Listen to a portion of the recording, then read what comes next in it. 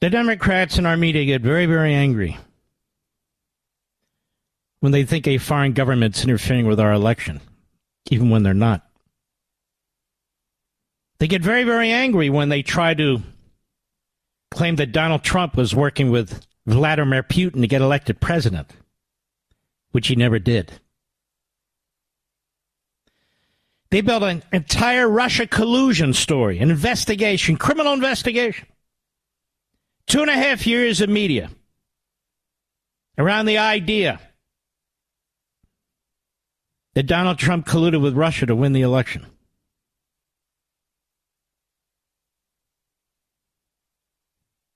Now, ladies and gentlemen, something horrendous is going on in a list of horribles by this administration. And just as Hillary Clinton and the Democrat Party got the assistance of NBC and the rest of the media, it's happening again. But this time, their target is not Trump. Not today. It will be tomorrow. It's Benjamin Netanyahu.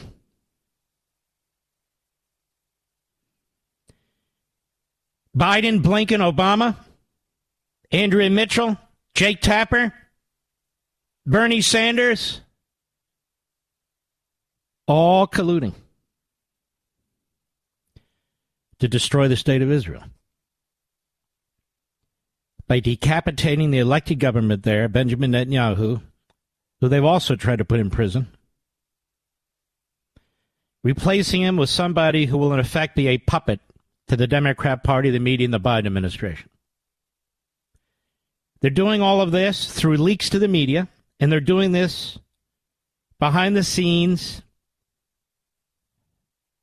with other individuals in Israel to try and take out Netanyahu. Here's the story by Andrea Mitchell, who you'd expect. You know, Andrea Mitchell, Thomas Friedman, these people, they're self-hating Jews.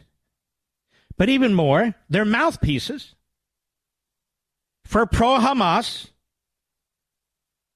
Middle Eastern, and Biden administration officials. Secretary of State Antony Blinken, this is from Andrea Mitchell, dialed up pressure on Benjamin Netanyahu on Wednesday over the future of the Gaza Strip, laying bare the Biden administration's growing frustrations with the Israeli Prime Minister's rejection of a proposal last week. I don't know if the Israelis given us any advice about Mexico. But I want you to think about that. Is there another country on the face of the earth that the Democrats treat like this? There's a profound opportunity for regionalization in the Middle East. Regionalization. In the greater Middle East that we've not had before, says Blinken, during an interview at the World Economic Forum Summit in Davos, Switzerland. The challenge is realizing it. So now they see, as a result of all these horrendous attacks on Israel, that this is an opportunity to create a Palestinian country, to take land away from Israel, more land, their homeland. Blinken still hasn't been held to account for what he did in Afghanistan. Still. Asked if Netanyahu is the prime minister for seizing this opportunity, Blinken said, "These are decisions for Israelis to make. This is an inflection point." They don't mean that. They are involved in the internal governing affairs of the state of Israel, the internal politics of the state of Israel. They're doing the bidding of George Soros. They're doing the bidding of Thomas Friedman, a reprobate at the New York Times. They're doing the bidding of Bernie Sanders. Meanwhile, the Iranians are getting a nuclear weapon. The Iranians are attacking our troops. Iran has attacked Pakistan. But this is about regionalization. Blinken's comments made during an interview with New York Times columnist Thomas Friedman. Can you imagine? come just a week after a trip to the Middle East to try to get Israel and Arab leaders to agree on a path forward for Gaza once the war with Hamas ends. They don't. What do you mean once the war with Hamas ends? They want it to end tomorrow with an Israeli surrender. Because Hamas is never going to stop. How do we know? They told us that.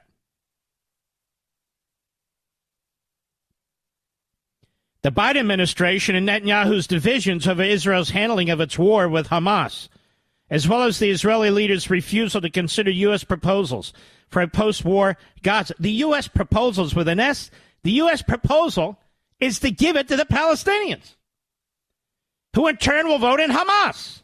And if it's not Hamas, it'll be some other Islamo-Nazi organization. The surveys tell us that. The Arab and Palestinian surveys tell us that. You've never seen pressure like this on Israel before in your lives. Never. Because the Islamists in our country populate our schools, populate our media, and populate the Democrat Party and their regime. Blinken is pro-Iran. He's hired pro-Iranian advisors. He will not lift a finger to stop Iran from attacking our troops or from building nuclear weapons. And so under that environment, what they're saying is Netanyahu, let me be clear, Netanyahu is the only leader in the entire free world who's standing up to this. So they want to take him out. And they're leaking like sieves now. The Secretary of State, Andrea Mitchell, you are disgusting. You are shameless. You sit there as a stenographer for this administration. You are grotesque. The Secretary of State returned to Washington, the official said, having been rebuffed by Netanyahu on all but one of the administration's asks, and understanding that Israel would not attack Hezbollah in Lebanon. So Israel wouldn't do what Blinken told them to do, which is what Obama wants them to do. Because in the end, Blinken is an Obama operative.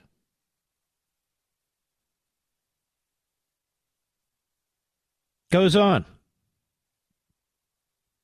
Blinken's major achievement on the trip was getting a commitment from Saudi Crown Prince Mohammed bin Salman and 4 other Arab leaders to help rebuild Gaza after the war, multiple senior administration officials said.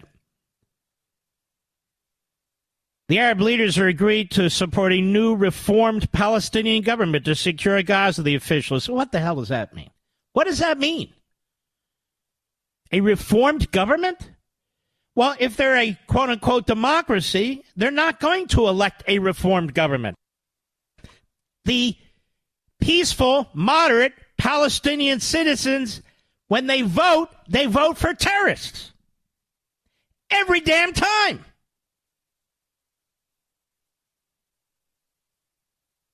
The Saudi Crown Prince offered to normalize relations with Israel as part of a Gaza reconstruction agreement, a diplomatic development Netanyahu has long sought, but only if the Israeli leader agrees to provide Palestinians with a pathway to statehood. That was not always the case. It wasn't the case under the Trump administration. It wasn't the case before this war broke out. It's the case now because Blinken has told the Saudis to make it a condition. And Blinken has said it because Obama and Thomas Friedman have told him to say it. Netanyahu rejected the offer, officials said. Notice how they're putting all this out to Andrea Mitchell. She's not a reporter. She's a mouthpiece. Telling Blinken that he's not prepared to make a deal that allows for a Palestinian state. And that's, you see, cannot be accepted by Blinken and the other Islamists and Marxists. Now, 3 senior U.S. officials. So they talked to Blinken and Sullivan, and they talked to others. So we have 3 senior officials now.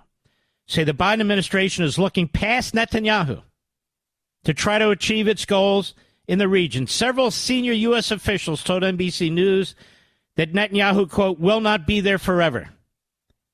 Well, God willing, neither will Biden. He doesn't talk this way to China. He kisses Xi's ass. He kisses Xi's ass in public and private. He doesn't talk this way to Vladimir Putin. He doesn't talk this way to any of the genocidal murderers and dictators around the world. None of them. But Netanyahu, why not? It would be suicidal, and Netanyahu knows it, to give the Palestinians their own state. Jordan knows it. Egypt knows it. They all know it, which is why they don't want a single immigrant from the Gaza Strip coming to their countries. And neither would we. Can you imagine creating a country? What are you going to do if they elect Islamists? They're going to be allied immediately with Iran. They're going to be allied immediately with Turkey. They're going to be allied immediately with Qatar. Qatar! Who Biden embraces, who Blinken embraces. Do you understand, America, what's going on here? We have an administration that is hell-bent on destroying the state of Israel and is literally providing billions of dollars to our enemies to attack us and the state of Israel. When 3 short years ago, none of this was going on under Donald Trump. They go about, democracy. There's chaos under Trump. No, there's chaos and war in the Middle East now. Under Biden and Blinken and Obama.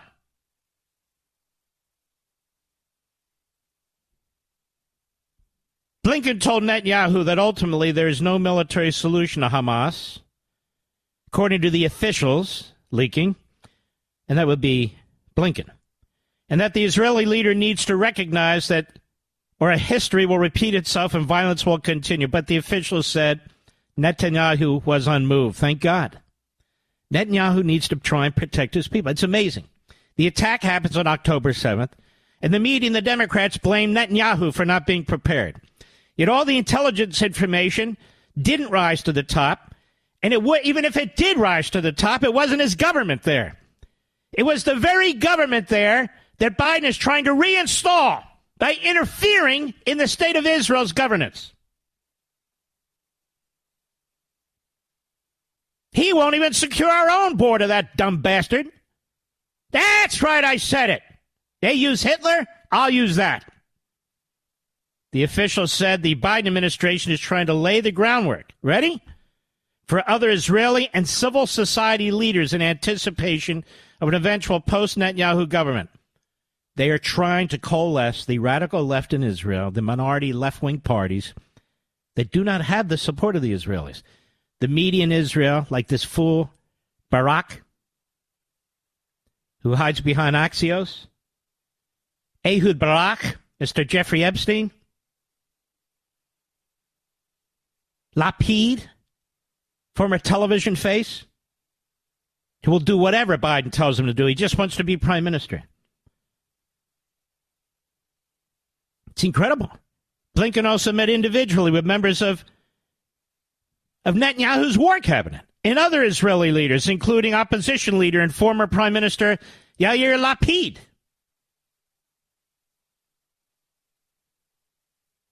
And I remember them attacking Netanyahu for giving a speech openly and publicly in the House of Representatives. I think it was 2015 on Iran. Our government is going around the back of the commander-in-chief of Israel, the elected prime minister of Israel, going to his political opponents, going to his media enemies, going to all these groups and organizations and the media to try and take out the leader of Israel in the middle of a war. In the middle of a war. And Andrea Mitchell keeps handing back 2 senior administration. You know who they are, Andrea. We all know who they are.